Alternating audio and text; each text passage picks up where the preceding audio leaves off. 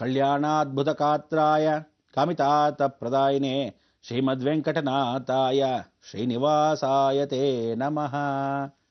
ನೋಡಿ, ಇವತ್ತು ಪ್ರತಿಯೊಬ್ಬರಿಗೂ ಈ ಮಂತ್ರವನ್ನು ಮನೆ ಒಳಗೆ ಹೇಳಬೇಕು ಅಂತ ಹೇಳ್ತೀವಿ.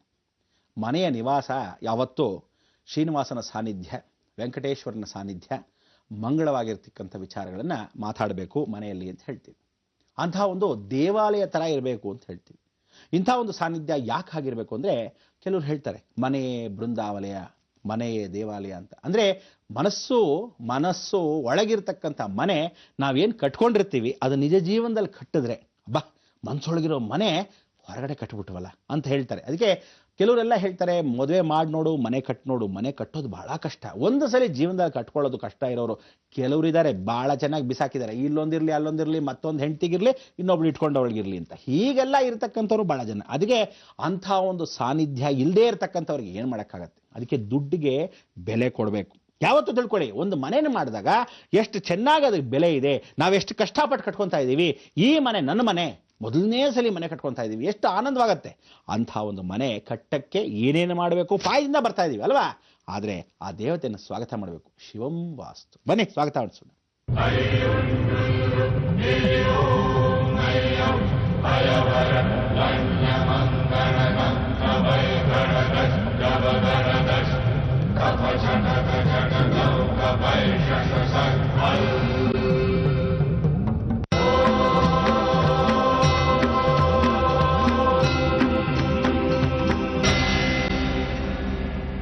ಬಹಳ ಸಂತೋಷ. ಶಿವ ಅನ್ನಕ್ಕೆ ಪ್ರತಿಯೊಂದು ಅಣುಗಳಲ್ಲಿ, ಪ್ರತಿಯೊಂದು ದೇಹದಲ್ಲಿ, ರೋಮದಲ್ಲಿ ಶಿವ ಅಂತ ಇರಬೇಕು. ಅದಕ್ಕೆ ಹೇಳೋದು, ಶಿವನಿದ್ದರೆ ಯಾವತ್ತೂ ಬದುಕೆಲ್ಲ ಭಯವೇ ಇಲ್ಲ ಅಂತ. ಪ್ರತಿಯೊಬ್ಬ ಮನುಷ್ಯನಿಗೂ ಬೇಕಾಗಿರ್ತಕ್ಕಂಥ ಆರ್ಥಿಕ ಪರಿಸ್ಥಿತಿ ಎಲ್ಲವನ್ನು ಉಂಟು ಮಾಡ್ತಕ್ಕಂಥ ಅವನೇ. ನಾವು ಕೊನೆಯ ಕಾಲಕ್ಕೆ ಇನ್ನೇನು ಬಿದ್ದು ಹೋಗ್ತೀವಿ, ಕಾಪಾಡಪ್ಪ ಅಂದರೆ ಕೈ ಹಿಡಿಯೋನು ಅವನೇ. ಅದಕ್ಕೆ ಇಂಥ ಒಂದು ಜೀವನ ನಡೀಬೇಕು ಅಂದರೆ ಪ್ರತಿಯೊಬ್ಬರಿಗೂ ಆಗತ್ತಾ? ಸಾಧ್ಯನಾ? ಯಾವಾಗ ನೀವು ದೃಢ ನಿರ್ಧಾರ ಇಟ್ಕೊಂಡಾಗ, ಮನಸ್ಸನ್ನ ಗಟ್ಟಿ ಮಾಡ್ಕೊಂಡಾಗ. Where there is a will there is a way ಇದ್ದ ಹಾಗೆ. ಅದಕ್ಕೆ ನೀವು ಹೇಳಿ ಮಾಡ್ಬೇಕು, ಇವತ್ತಿನ ದಿವಸ ಎಲ್ಲ ರೆಡಿ ಮಾಡ್ಕೊಳ್ಳಿ. ಏನು ಹೇಳ್ತಾ ಇದ್ವಿ? ಪಾಯಕ್ಕೆ ಬಂದ್ವಿ, ಅಷ್ಟದಿಕ್ಪಾಲಕರ ಪೂಜೆ ಮಾಡಿದ್ವಿ, ಭಾಳ ಸಂತೋಷ ಅಂದ್ವಿ. ಪಾಯನ ಮೇಲ್ಭಾಗದವರು ಕಟ್ಟಿದ್ವಿ. ನೀವೆಲ್ಲ ಪಾಯ ಕಟ್ಟಿದಾಗ ದಯವಿಟ್ಟು ಹೇಳ್ತಾ ಇದ್ದೀನಿ, ಪಾಯವನ್ನು 48 ದಿವಸ, ಗಮನ ಇರಲಿ, 48 ದಿವಸ ಕ್ಯೂರಿಂಗ್ ಬಿಡಬೇಕು. ನೀರನ್ನ ಚೆನ್ನಾಗಿ ಊರಬೇಕು. ಮನೆ ಪಾಯ 48 ದಿವಸ. ಅದಕ್ಕೆ ಮಂಡಲ ಅನ್ನೋರು. ಮೊದಲೆಲ್ಲ ಒಂದು ಮಂಡಲ ಬಿಟ್ಬಿಡ್ಬೇಕಪ್ಪ ಅನ್ನೋರು. ಮಂಡಲ ಅಂದರೆ 48 ದಿವಸ. ಈ 4 ಅನ್ನೋ ರಾಹು ಬಹಳ ಭದ್ರವಾಗಿರ್ತಾನಂತೆ, 8 ಅನ್ನೋ ಶನಿ ಪರಿಪೂರ್ಣವಾಗಿ ಸ್ಥಿರವಾಗಿರ್ತಾನಂತೆ. ಅಕಸ್ಮಾತ್ ಸ್ವಲ್ಪ ಲೋಪದೋಷವಾದ್ರೂ ಸರಿಪಡಿಸ್ಕೋಬಹುದು. ಮನೆ ಬೇಗ ಕಟ್ಕೋಬಾರ್ದು. ಪಾಯವನ್ನ ಊರಕ್ಕೆ ಬಿಡಬೇಕು, ನೀರನ್ನ ನಿಂತ್ಕೊಳ್ಳಕ್ಕೆ ಬಿಡಬೇಕು. ನೀವೆಲ್ಲ ಏನು ಮಾಡ್ತೀರಾ ಗೊತ್ತಾ? ಆ ಕಾಲದಲ್ಲಿ ಏನು ಮಾಡೋರು, ಒಂದಷ್ಟು ವಿಶೇಷವಾಗಿರೋ ಗೋಣಿ ಚೀಲಗಳನ್ನ ಹಾಕಿ ಅದರೆಲ್ಲ ಈರುಳ್ಳಿ ಗೋಣಿ ಚೀಲನೋ ಯಾವುದೋ ಒಂದು ತಗೊಳ್ಳೋರು. ಈಗೆಲ್ಲ ಎಲ್ಲಿ ಮಾಡ್ತಾರೆ ಸದ್ಯ? ಕ್ಯೂರಿಂಗ್ ಮಾಡಿ ಒಂದು ಪೈಪಲ್ಲಿ ನೀರು ಬಿಟ್ಬಿಟ್ಟು ಹೋಗ್ತಾ ಇರ್ತಾನೆ. ಆಗ ಆ ನೀರನ್ನು ಬಹಳ ಚೆನ್ನಾಗಿ ಹಾಕಿ ಅದ್ರ ಮೇಲೆಲ್ಲ ಗೋಣಿ ಚೀಲ ಹಾಕಿ ಅದು ಒದ್ದೆಯಾಗಿ ಹಾಗೇ ಕ್ಯೂರಿಂಗ್ ಆಗೋದು. ಯಾಕೆ ಕ್ಯೂರಿಂಗ್ ಆಗೋದು? ಸುತ್ತಮುತ್ತಲೂ ಇರತಕ್ಕಂಥದ್ದಲ್ಲದೆ 7 ಅಡಿ ಪಾಯ ಒಳಗೆ ತೋಡಿರ್ತಿರಲ್ಲ, ಅಷ್ಟು ನೀರಲ್ಲಿ ಹೋಗಬೇಕು. ಈ 48 ದಿವಸದೊಳಗೆ ಅಂದರೆ ನಾವೇನಂತೀವಿ, ಒಂದು ಮಂಡಲ. ಈ ಮಂಡಲದಲ್ಲಿ 2 ಅಮಾವಾಸ್ಯೆ 2 ಪೌರ್ಣಮಿ ಬಹಳ ಚೆನ್ನಾಗಿ ಬಂದಿರುತ್ತೆ. ಇನ್ನೊಂದು ಅಧಿಕಸ್ಯ ಅಧಿಕ ಫಲಂ ಅಂದರೆ ಒಂದು ಅಮಾವಾಸ್ಯೆ ಎಕ್ಸ್ಟ್ರಾ ಆಗಿರ್ಬೋದು ಅಥವಾ ಒಂದು ಪೌರ್ಣಮಿ ಎಕ್ಸ್ಟ್ರಾ ಆಗಿರ್ಬೋದು. ಟೋಟಲ್ ಆಗಿ 5 ಪಂಚಭೂತಗಳು ಸ್ಥಿರವಾಗಿರುತ್ತೆ. ಅಂದರೆ 2 ಅಮಾವಾಸ್ಯೆ 3 ಪೌರ್ಣಮಿ, ಇಲ್ಲ 3 ಪೌರ್ಣಮಿ 2 ಅಮಾವಾಸ್ಯೆ. ಹೀಗೆ ಪರಿಪೂರ್ಣವಾಗಿ ಬಂದಾಗ 48 ದಿವಸ ಒಂದು ಮಂಡಲ. ಈ 48 ದಿವಸಕ್ಕೆ ಒಂದು ಮಂಡಲವಾದರೆ ಸೂರ್ಯಚಂದ್ರ ಇರೋವಾಗ ಇದರಲ್ಲಿ ಮಳೆ, ಗಾಳಿ, ಬೆಳಕು ಎಲ್ಲ ಬಂದಾಗ ಆ ಭೂಮಿ ಮೇಲೆ ಒಳ್ಳೆ ಶಕ್ತಿಗಳು ಬರುತ್ತೆ. ಅಕಸ್ಮಾತ್ ಲೋಪದೋಷವಿದ್ದರೆ ಆವತ್ತಿನ ದಿವಸ ನಿಮಗೆ ಗೋಚರವಾಗುತ್ತೆ. ಗಿಡ ಬೆಳೆಯುತ್ತೆ. ಪಕ್ಕದಲ್ಲಿ ಏನಾದರೂ ಹುತ್ತಾ ಇದ್ರೆ ಹಾವು ಬಂದು ಕೂತ್ಕೊಳ್ಳುತ್ತೆ. ಇಲ್ಲದೆ ಇದ್ರೆ ಯಾವ ಕಾಲಕ್ಕೂ ಕಾಗೆಗಳು ಬಂದು ವ್ಯವಸ್ಥಿತವಾಗಿ ಆ ಸ್ಥಳದಲ್ಲೇ ಕೂತ್ಕೊಳ್ಳುತ್ತೆ. ದೋಷಗಳಿದ್ದ ಪಕ್ಷದಲ್ಲಿ ಇದೆಲ್ಲ ತೋರಿಸ್ಕೊಡುತ್ತೆ. ನಾವು ಪ್ರತಿಷ್ಠಾಪನೆ ಮಾಡಿರತಕ್ಕಂಥ ಒಳಭಾಗದಲ್ಲಿ ಈಶಾನ್ಯದಲ್ಲಿ ಏನೋ ಹಾಕಿದ್ದೀವಿ. ಏನು ಹಾಕಿದ್ದೀವಿ? ಈಶಾನಸ ಸರ್ವಭೂತಾನಾಂ ಅಂತ ಹೇಳಿ ಪೂಜೆ ಮಾಡಿದಾಗ ಈಶ್ವರನಲ್ಲಿ ವಾಸವಾಗಿರ್ತಾನೆ, ತಣ್ಣಗಿರ್ಲಿ ಅಂತ ಒಳಭಾಗದಲ್ಲಿ ಪಾದರಸದ ಜೊತೆ ಅಲ್ಲಿರ್ತಕ್ಕಂಥ ಯಂತ್ರವನ್ನ ಇಟ್ಟಿದ್ದೀವಿ, ಮತ್ಸ್ಯಯಂತ್ರವನ್ನ. ಆ ಮತ್ಸ್ಯಯಂತ್ರ ಇಟ್ಟಾಗ ಆ ಮತ್ಸ್ಯದಲ್ಲಿ ಇರ್ತಕ್ಕಂಥ ದೋಷಗಳು ಚೆನ್ನಾಗಿ ತಿಂದು ಹಾಕ್ಬಿಟ್ಟಿದೆ. ತಿಂದಾದ ಮೇಲೆ ದೋಷ ಪರಿವರ್ತನೆ ಆಗಬೇಕಲ್ಲ, ಜೀವನದಲ್ಲಿ ಪರಿವರ್ತನೆ ಹೇಗಾಗುತ್ತೆ? ಆ ಒಳಭಾಗದಲ್ಲಿ ಮತ್ಸ್ಯಯಂತ್ರ, ಒಳಭಾಗದಲ್ಲಿ ಹೀಗೆ ಹೋಗಿ ಮೀನುಗಳು ಏನು ತಿಂತಾ ಇರುತ್ತೋ ಹಾಗೆ ಮೇಲ್ಭಾಗ ನೀರು ನಿಂತಾಗ ಟ್ಯಾಡ್ ಪೋಲ್ಸ್ ಅಂದರೆ ಈ ಕಪ್ಪೆಗಳೆಲ್ಲ ಬರುತ್ತೆ. ಈ ಕಪ್ಪೆಗಳೆಲ್ಲ ಎಲ್ಲಿ ಬರುತ್ತೆ? ನಿಧಾನವಾಗಿ ಹೊರಗಡೆಯಿಂದ ನೀರಿನಿಂದ ಉತ್ಪತ್ತಿ. ಅದಕ್ಕೆ ಜಗಣಾಚಾರ್ಯ ಕೂಡ ಅಮರಶಿಲ್ಪಿ ಜಗಣಾಚಾರ್ಯ ನೀರಲ್ಲಿ ಊರಿಸೋರು. ಅದನ್ನ ಏನು ಮಾಡೋರು? ಕ್ಯೂರಿಂಗ್. ಇಷ್ಟನ್ನೇನು ಮಾಡೋರು? ಸೀಸನಿಂಗ್ ಅಂತ ಈ ಕಾಲದಲ್ಲಿ ಹೇಳೋರು. ಆ ಕಾಲದಲ್ಲಿ ಕಲ್ಲುಗಳನ್ನ ಮಾಡೋರು.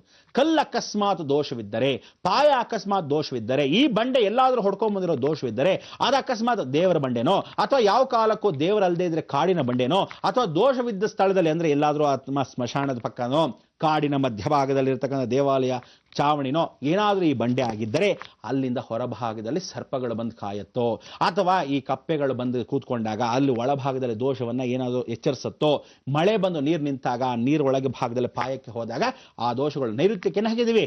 ನೈಋತ್ಯಾಧಿಪತಿಯನ್ನು ಹಾಕಿರ್ತಕ್ಕಂಥ ವಿಚಾರ, ನವಗ್ರಹಗಳನ್ನ ಪೂಜೆ ಮಾಡಿದ್ದೀವಿ, ಅಷ್ಟದಿಕ್ಪಾಲಕ ಪೂಜೆ ಮಾಡಿ ಅಲ್ಲಿ ವಿಶೇಷವಾಗಿರ್ತಕ್ಕಂಥ ಯಂತ್ರವನ್ನು ಇಟ್ಟಿದ್ದೀವಿ. ಈ ಪೂಜೆಯನ್ನ ಮಾಡಿ ಯಂತ್ರವನ್ನು ಇಟ್ಟಿದ್ದೀವಿ, ಏನಿಟ್ಟಿದ್ದೀವಿ ಅದೆಲ್ಲ ಮೇಲ್ಭಾಗಕ್ಕೆ ಬಂದಿದೆ. ಇದು ತೇಲ್ಬಿಡುತ್ತಾ ಇಲ್ವಾ, ಸ್ಥಿರವಾಗಿರುತ್ತಾ, ಮಧ್ಯದಲ್ಲಿ ಮಣ್ಣು ಹಾಕಿರ್ತೀವಿ. ಈ ರೀತಿ ನೋಡ್ತಕ್ಕಂಥಕ್ಕೋಸ್ಕರ ಈ ಪಾಯ 48 ದಿವಸನ ಗಮನ ಇರಬೇಕು. ಪಾಯ ಬಿಟ್ಬಿಡ್ತೀರಾ, ನೆಟ್ಗೆ ಹೋಗ್ಬಿಡ್ತೀರಾ, ಏನು ಪ್ರಯೋಜನ ಇಲ್ಲ. ಅದಕ್ಕೆ ಹೇಳೋದು, ಮನೆ ಚಾವಣಿಯನ್ನ ಪಾಯವನ್ನ ಕಟ್ಟಿದಾಗ ಯಾವ ಕಾಲಕ್ಕೂ ಅಲ್ಲಿ ಇರ್ತಕ್ಕಂಥ ಕೆಲಸದವ್ರಿಗೆ ಒಂದು ಪುಟ್ಟ ಮನೆಯನ್ನೇ ಕಟ್ಟಬೇಡಿ. ಸೈಟ್ ದೊಡ್ಡದಾಗಿರ್ಲಿ ಪುಟ್ಟದಾಗಿರ್ಲಿ, ಯಾವ ಕಾಲಕ್ಕೂ ಚಿಕ್ಕದಾಗಿರ್ಲಿ ದೂರ ಇರಲಿ, ಆ ಮನೆ ಸೈಟ್ ಇಂದ ದೂರದಲ್ಲಿ ಕಟ್ಟಬೇಕು.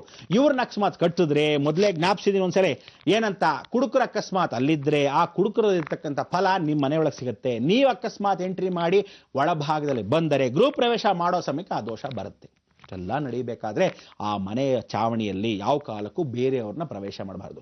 ಅದಕ್ಕೆ ಪಾಯವನ್ನು ನೋಡ್ಕೋಬೇಕಾದ್ರೆ ಪ್ರತಿದಿನ ಅರ್ಶಿನ ಕುಂಕುಮ ಗಂಡ ಹೆಂಡತಿ ಬಂದು ಪೂಜೆಯನ್ನ ಮಾಡಿ ಹೋಗ್ಬೇಕು. ಇವತ್ತಿನ ದಿವಸ ಏನೋ ದೋಷ ಇದೆಯಾ, ದೃಷ್ಟಿ ತೆಗಿಬೇಕು. ಒಂದು ನಿಂಬೆ ಹಣ್ಣನ್ನ ಕೊನೆಯ ಕಾಲಕ್ಕೆ ಸಾಯಂಕಾಲ ಬಂದು ಹಿಂಗೆ ತೆಗೆದು ಹಾಕಿ ಅದನ್ನು ಹೊಡೆದು ಹೋಗ್ಬೇಕು, ದೃಷ್ಟಿ ಆಗದೆ ಇರಲಿ. ಕೆಲವರು ಬರ್ತಾರೆ, ಏನ್ ದೊಡ್ಡ ಪಾಯ ಹಾಕ್ಬಿಟ್ಟಿದ್ರು, ಇದೇ ರೂಮ್ ಅಂತೆ, ಓಹೋ ಅಟ್ಯಾಚ್ ಬಾತ್ರೂಮ್ ಬೇರೆ, ಎಲ್ಲ ಇಲ್ಲೇ ಪ್ಲಾನಲ್ಲಿ ನೋಡ್ಕೊಂಡ್ಬಿಡ್ತಾರೆ. ಇವ್ರ ಗಂಟೆನೋ ಕಟ್ಕೊಳ್ಳೋದು ನೀವು ಸಾಲ್ವೋ ಸೋಲ್ವೋ ಅಥವಾ ಯಾವ್ದಾದ್ರು ಬ್ಯಾಂಕಿನ ತಗೊಂಡಿರ್ತೇವೆ ಗೊತ್ತಿಲ್ಲ, ಆದರೂ ಸಹ ಅಲ್ಲಿ ಬಂದು ನೋಡ್ಕೊಳ್ಳೋದು. ಆಗ ಏನ್ ಮಾಡ್ತಾನೆ, ಗ್ರಹ ದೋಷಗಳು ಅಕಸ್ಮಾತ್ ಕಲ್ಲಡಿ ಪಟ್ಟಾಲಂ ಕಣ್ಣಡಿ ಪಡುಕೂಡಾದು ಅಂತ ಹೇಳ್ತಾರೆ ತಮಿಳಲ್ಲಿ. ಏನಂದ್ರೆ ಕಲ್ಲು ಏಟು ತಡಿಬೋದಂತೆ, ಯಾವ ಕಾಲಕ್ಕೂ ಕಣ್ಣು ದೃಷ್ಟಿ ತಡೆಯಕ್ಕಾಗಲ್ಲ. ಬಂದು ನೋಡಿದಾಗ ಆ ದೃಷ್ಟಿ ಎಲ್ಲಾದ್ರೂ ನಿಮ್ಮ ಮನೆಗೆ ಬಿದ್ದಾಗ ಹಿಂಗು ಹೋಗಲ್ವೇ, ಅದಕ್ಕೆ ಹೇಳೋದು ಅವ್ರ ಕಣ್ಣು ಹಿಂಗೆ ಹೋಗ್ಲಿ, ನೀವು ತಲೆ ಕೆಡಿಸ್ಕೊಬಿಡಿ. ದೃಷ್ಟಿಯನ್ನ ನೀವು ತೆಗೆದು ಹೋಗ್ಬಿಟ್ರೆ ಪ್ರತಿದಿನ ಅರ್ಶಿನ ಕುಂಕುಮ ಪೂಜೆ ಮಾಡಿ, ಬೆಳಗ್ಗೆ ಹೆಂಡತಿ ಬಂದು ಅರ್ಶಿನ ಕುಂಕುಮ ಪೂಜೆ ಮಾಡಬೇಕು, ಸಾಯಂಕಾಲ ಗಂಡನ ಜೊತೆ ಬಂದು ಒಂದು ನಿಂಬೆ ಹಣ್ಣು ನಿವಾಳಿಸ್ಬಿಟ್ಟು ಹೋಗ್ಬೇಕು. ಆಗ ಯಾವುದೇ ಲೋಪದೋಷಗಳು ಆ ಪಾಯದ ಮೇಲೆ ಬರಲ್ಲ. ಇದೆಲ್ಲ ಬಹಳ ಮುಖ್ಯ. ನೀವುಗಳು ಇದನ್ನೆಲ್ಲ ಮಾಡದೇ ಇದ್ರೆ ಹೇಗಪ್ಪ ಮನೆ ಕಟ್ಕೊಂತೀರಾ? ಪ್ರತಿಯೊಬ್ಬರು ಸುಮ್ಮನೆ ಪರ್ಮಿಷನ್ ತಗೊಳ್ಳೋದಲ್ಲ, ದೇವತೆಗಳ ಹತ್ರ ಪರ್ಮಿಷನ್ ತಗೊಂಡಾಗ, ವರ್ಣದೇವ 48 ದಿವಸ ಮಳೆಯನ್ನ ಕುರಿಸಿದಾಗ ಬಹಳ ವಿಶೇಷವಾಗಿರ್ತಕ್ಕಂಥ ಒಂದು ಸಾನ್ನಿಧ್ಯ. ಅದಕ್ಕೆ ಹೇಳೋದು, ಜೀವನದಲ್ಲಿ ಪ್ರತಿಯೊಬ್ಬನಿಗೂ ಹಂತ ಹಂತವಾಗಿ ಬರಬೇಕು, ಹಂತ ಹಂತವಾಗಿ ಮನೆ ಕಟ್ಟಬೇಕು. ಯಾವನಾದ್ರೂ ಈ ತರ ವಾಸ್ತುವಾಗಿ ಪರಿಪೂರ್ಣತೆಯನ್ನ ಕೊಟ್ಟಿದ್ದಾನ, ಇದು ಏಕೈಕ ಬ್ರಹ್ಮಾಂಡದಲ್ಲಿ ಮಾತ್ರ ಸಾಧ್ಯ. ಅದಕ್ಕೋಸ್ಕರ ಇಡೀ ಜಗತ್ತು ಬ್ರಹ್ಮ ತೇಜಸ್ಸಿನಲ್ಲಿ ಕೊಡಬೇಕಾದ್ರೆ ಪ್ರತಿಯೊಬ್ಬನಿಗೂ ಪಾಠ, ಆಟ ಪಾಠ. ಅದಕ್ಕೋಸ್ಕರ ಈ ಜೀವನವೇ ಒಂದು ಆಟ ಆದಾಗ ಆ ಪಾಠವನ್ನು ಕಲಿಸ್ಕೊಡಕ್ಕೆ ಯಾರಾದ್ರೂ ಸಾಧ್ಯ ಅಂದ್ರೆ ನಾನೊಬ್ಬನೇ. ಅದಕ್ಕೆ ನೀವು ಹೇಳಬೇಕು, ಜೀವನದಲ್ಲಿ ಯಾವ ಕಾಲಕ್ಕೂ ತಿಳ್ಕೊಳ್ಳಿ, ಮುಂದೆ ಹೋಗ್ಬೇಕಾದ್ರೆ ಎಡಬಾರ್ದು, ಒಂದೊಂದಾಗಿ ಹತ್ತಬೇಕು, ಒಂದಾದ್ಮೇಲೆ ಒಂದು ಪಾಯಕ್ಕೆ ಬಂದ್ರಿ. ಬಹಳ ಸಂತೋಷ, ಪಾಯವನ್ನು ಹಾಕಿದ್ರೆ 48 ದಿವಸ ಮಂಡಲ ಮಾಡಿದ್ರಿ. ಇಲ್ಲಿ ವಾಸ್ಕಲ್ಗಳನ್ನ ಅಂದ್ರೆ ಮರದ್ನ ಯಾವ ಕಾಲಕ್ಕೂ ಪಾಯ ಕಟ್ಟಕ್ಕೆ ಮೊದಲೇ ಸೀಸನಿಂಗ್ ಮಾಡಬೇಕು. ಎಲ್ಲಾ ಮರಗಳನ್ನು ತರ್ಸಾಕ್ಬಿಡಿ. ಕಾರ್ಪೆಂಟ್ರಿಗೆ ಕೊಡಬೇಕಾದ್ರೆ ನೀವೆಲ್ಲ ಏನ್ ಮಾಡಬೇಕು, ಪೂರ್ತಿ ಮರಗಳು ತೆಕ್ಕೊಡ್ಬೇಕು. ಇಲ್ಲಿ 48 ದಿವಸ ಆಗೋ ಸಮಯದಲ್ಲಿ ಅದು 48 ದಿವಸ ಊರಿರ್ಬೇಕು. ಅಕಸ್ಮಾತ್ ಟಿಂಬರ್ಲೆ ಎತ್ಕೊಂಡು ಹೋಗಿರ್ತಾವ, ಒಂದು ಸೀಸನ್ ಮಾಡಿರ್ತಾನೋ ಇಲ್ವೋ, ಅದೇನಾಗತ್ತೆ, ಮರ ಬೆಂಡಾಗತ್ತೋ, ನಿಂತ್ಕೊಂಡಿರುತ್ತೋ ಅಥವಾ ಪಟಪಟ ಅಂತ ಒಡೆದೋಗುತ್ತೋ ಗೊತ್ತಿರಲ್ಲ. ಇದೆಲ್ಲ ಸೀಸನ್ ಆಗಬೇಕು. ಈ ತರ ಸೀಸನಿಂಗ್ ಆದರೆ ಆ ಮನೆಯಲ್ಲಿ ನಾವು ಅಂಗಳವನ್ನು ಕಟ್ಟಕ್ಕೆ ಮೊದಲು ಅವನು ಕೊಡಬೇಕಾದ್ರೆ ಎಷ್ಟು ಸಮಯ ಬೇಕಂತ